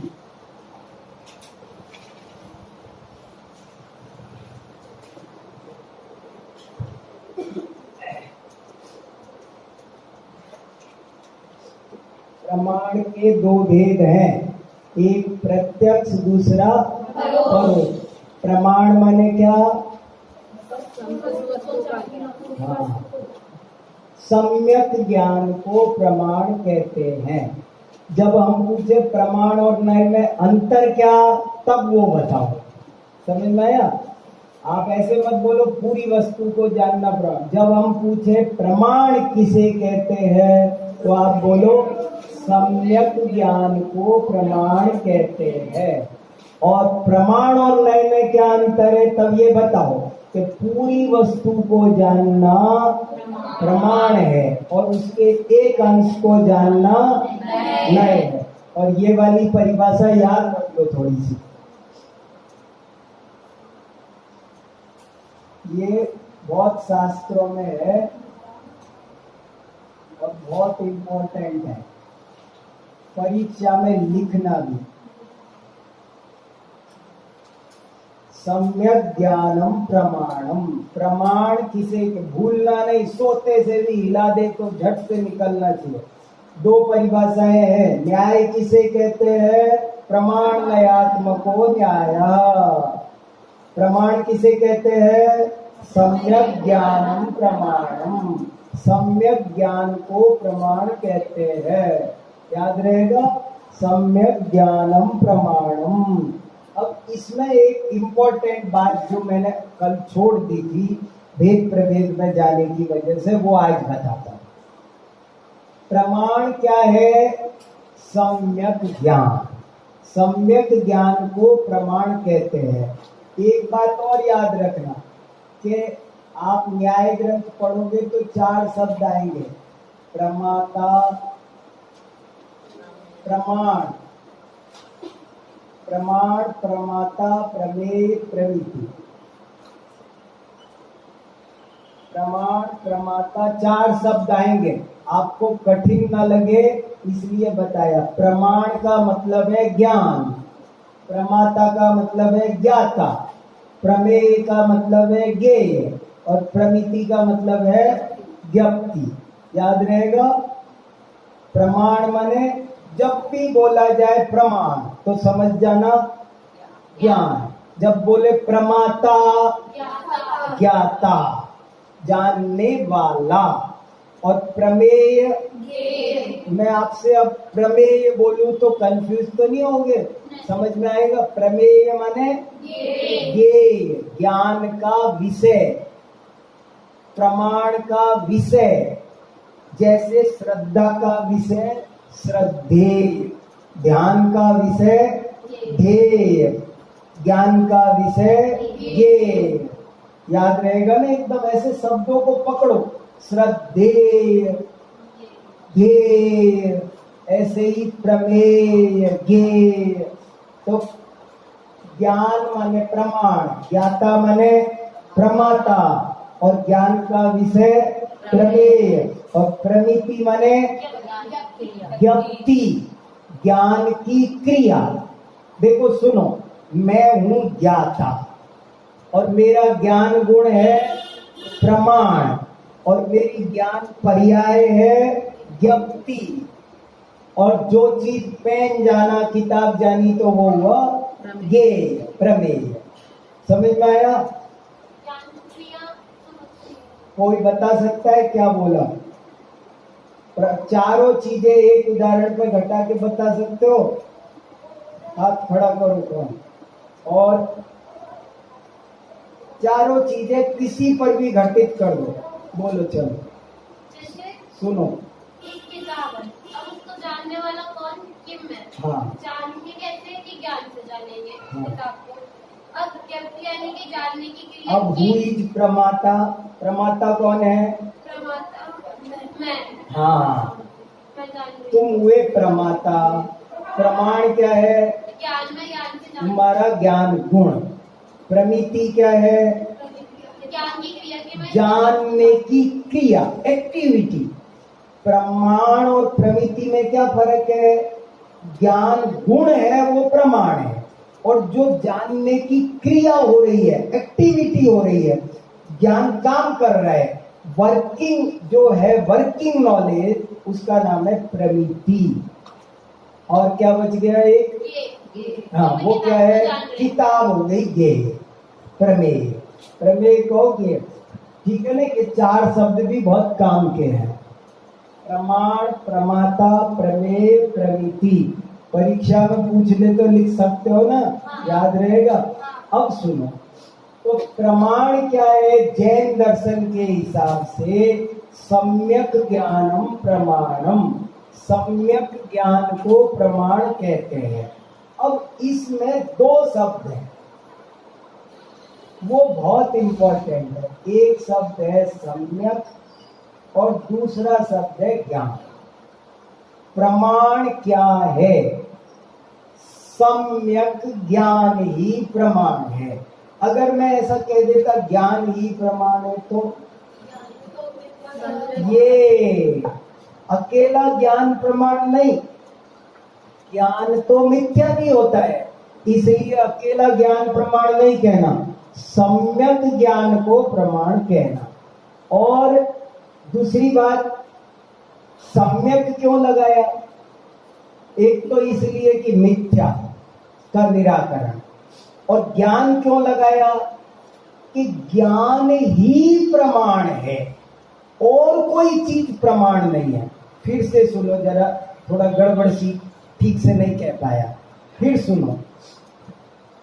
सम्यक ही होना चाहिए, यानी कि मिथ्या नहीं होना चाहिए।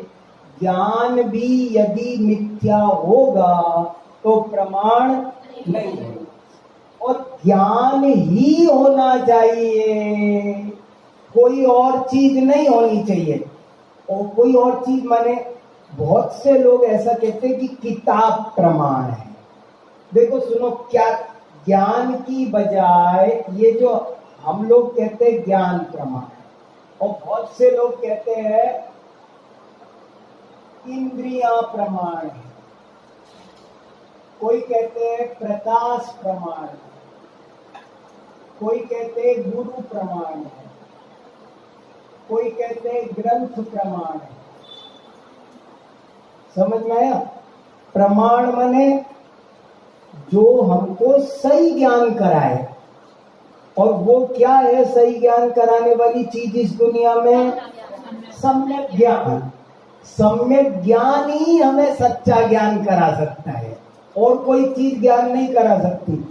बहुत से लोग ऐसा कहते हैं कि इंद्रियां प्रमाण है, लेकिन इंद्रियों को प्रमाण जैन दर्शन नहीं। क्यों नहीं मानता? इंद्रियां 100% एक्यूरेट रिजल्ट नहीं देती। क्या बोला? इंद्रियां 100% एक्यूरेट रिजल्ट नहीं देती है। एक आदमी बोलता है, और कभी कभी गलत भी देती है। एक आदमी बोलता है 20 और अगला सुन लेता है 30। हमने बोला चना, आपने सुना धना। तो ये इंद्रियां धोखा दे देती है। इंद्रियां क्या करती है? अगर मुझे पीलिया हो रहा है तो दीवार सफेद है लेकिन मुझे कैसी दिख जाएगी? पीली। तो इंद्रियां धोखा दे देती है। इंद्रियां कभी भी प्रामाणिक ज्ञान नहीं कराती है। अगर बुखार हो रहा है, दूध मीठा है तो भी कैसा लगेगा? कड़वा। तो इंद्रियां तो कह रही है दूध कड़वा है, लेकिन दूध तो कड़वा नहीं है। तो इसलिए इंद्रियों को जैन आचार्य प्रमाण नहीं मानते। याद रहेगा? अब जैसे मैं आपसे प्रश्न पूछूंगा कि प्रमाण का लक्षण लिखकर उसकी व्याख्या करो। प्रश्न लिखना घर पर। प्रश्न समय में कल एक प्रश्न दिया था, किसी ने लिखा न्याय मंदिर की विषय वस्तु बताइए। कल दिया था ना एक प्रश्न, इनको लिखते जाओ, थोड़ा थोड़ा होमवर्क करो। न्याय मंदिर की विषय वस्तु लिखिए। अब आप लिख के एक कागज पे लिख के मुझे दे देना छोटे का, मैं घर ले जाके चेक करूंगा और जगह जगह कहाँ कमी रही बता दूंगा, तो ठीक होगा। ठीक है ना? न्याय मंदिर की विषय। अब ऐसे ही अब आज का प्रश्न सुनो। प्रमाण का लक्षण लिखकर उसकी व्याख्या करो, उसे एक्सप्लेन करो। प्रमाण की क्या करना है इसमें, पहले प्रमाण की परिभाषा लिखनी है और बाद में उसे एक्सप्लेन करना है। अब एक्सप्लेन करना बता रहा हूं, परिभाषा तो पहले बता दी। प्रमाण की परिभाषा क्या है, सम्यग्ज्ञानम् प्रमाणम्। इसको मोटा मोटा साफ साफ लिख देना अंडरलाइन करके कि ये प्रमाण की परिभाषा है। अब इसमें एक्सप्लेन करने के लिए दो बातें, दो जगह है, क्योंकि इसमें दो शब्द हैं। नंबर एक, ज्ञान ही प्रमाण होना चाहिए, इंद्रियां भी प्रमाण नहीं हो सकती।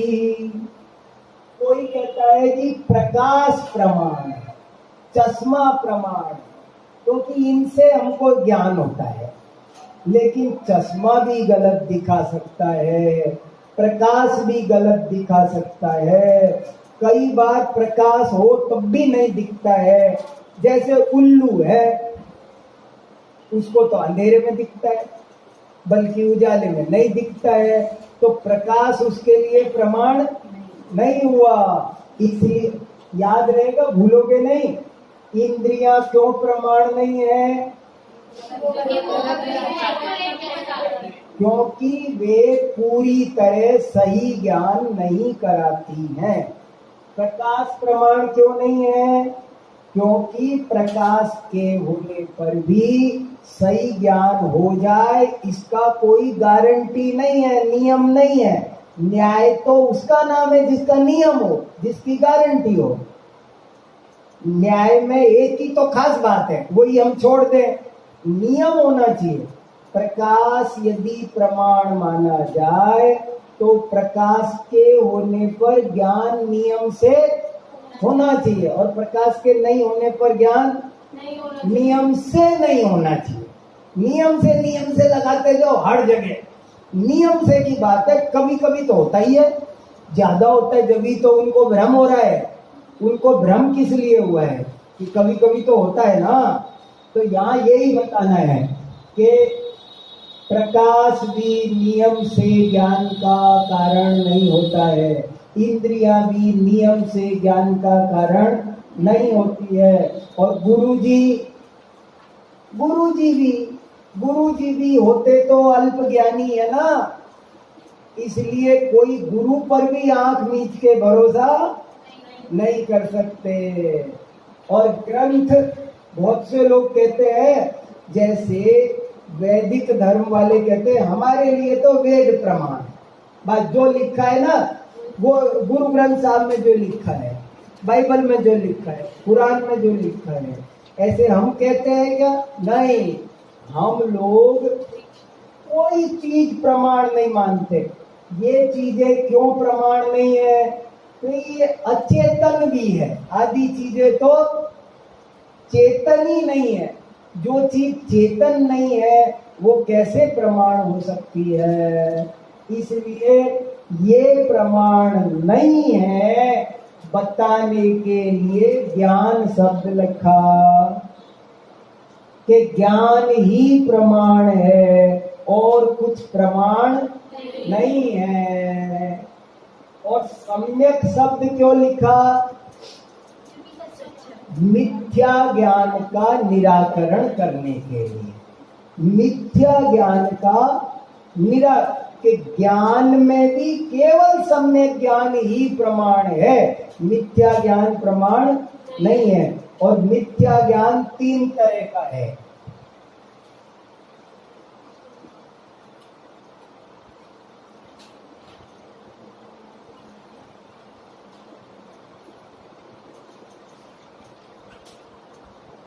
ये 3 याद रखना जरूरी है। मिथ्या ज्ञान 3 तरह का है, संशय, विपर्य, अनर्थक। मिथ्या ज्ञान कितने प्रकार का है? 3 प्रकार। माने ज्ञान ही प्रमाण है, लेकिन ज्ञान में भी सम्यक ज्ञान ही प्रमाण है, मिथ्या ज्ञान प्रमाण नहीं है। और मिथ्या ज्ञान 3 तरह का है, संशय, विपर्य और अनर्थव्यवसाय। क्या इनका स्वरूप बता सकते हो? लग रहा है पढ़ा हुआ है आपका। बताओ। संशय मतलब डाउट होना, जैसे फॉर एग्जाम्पल सीप या चांदी है, तो उसमें हमें डाउट होता है कि सीप है कि चांदी है, और विपर्य में विपरीत श्रद्धा में होता है कि ये सीप गलत श्रद्धा होता है, चांदी को सीप समझते तो ऐसा कहते हैं कि यह सीप भी है। हाँ। और अनंत वैसा ये कि कुछ है, हमें नहीं पता सीप है कि चांदी, कुछ है, कुछ होगा, माने वो उसको कुछ है नहीं, उसको इग्नोर कर देना, कुछ होगा। देखो फर्क है जरा सा, फिर सुनो, मैं बोलता हूं एक बार, संशय, विपर्य, अनध्यवसाय, 3 चीजें बहुत अच्छे से समझो। संशय किसे कहते हैं? जब ज्ञान 2 कोटियों में झूले तो उसे संशय कहते हैं।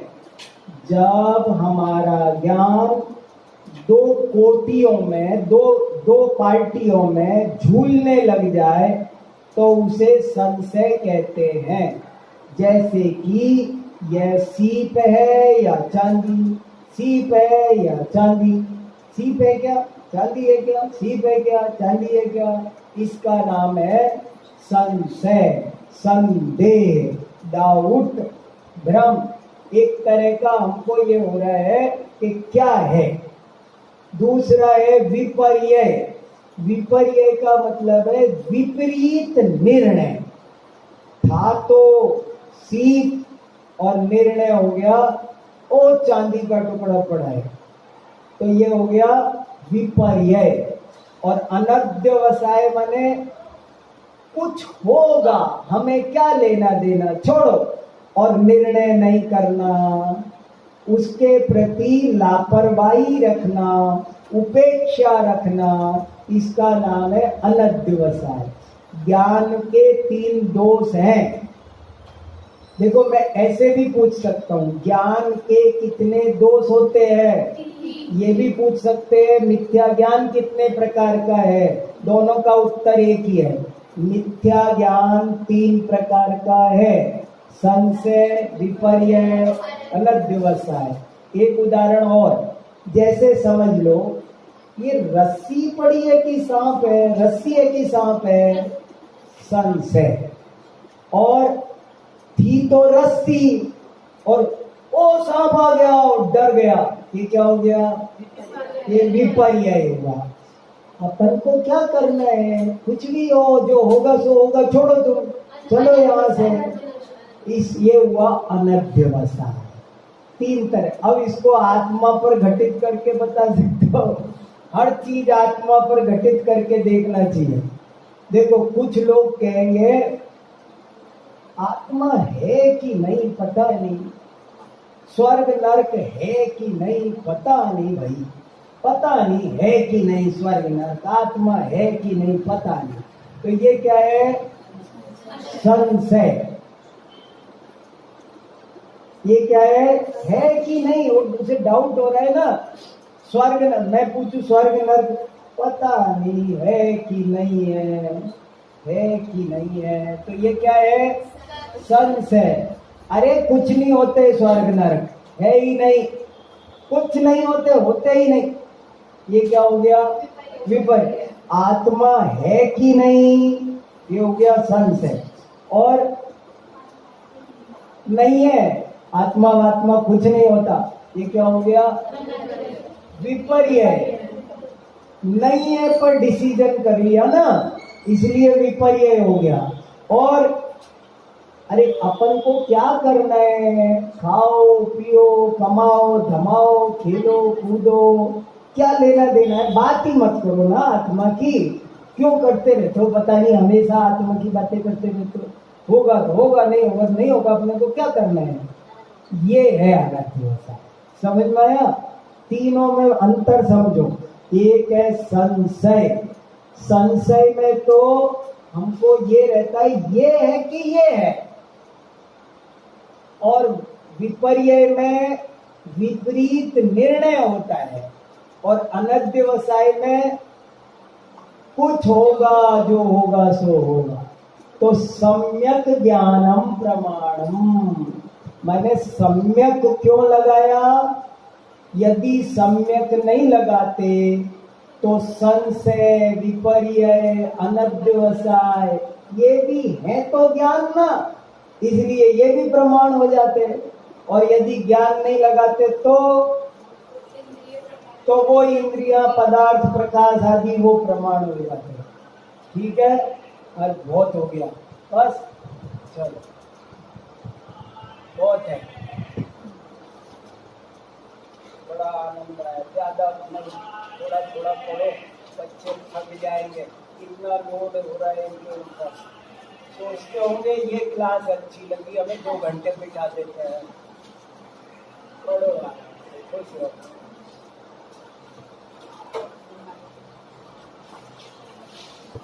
पढ़ते रहेंगे, धीरे धीरे धीरे धीरे जितना पढ़ा जाएगा। बिल्कुल आराम क्या चीज? हाँ नहीं, अच्छा रहा, ये भी काम आ गया। बैठ के बोलना हो, हाथ रखना हो तो रख दिया। अच्छा हो गया।